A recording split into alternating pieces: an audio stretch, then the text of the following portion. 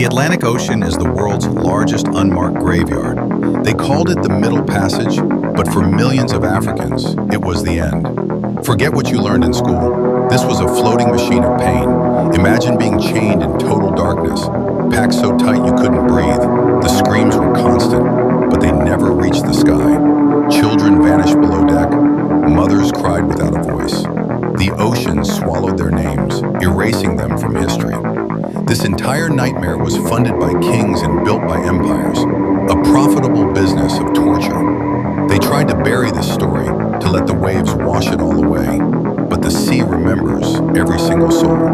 And now their stories, the ones they never wrote down, are finally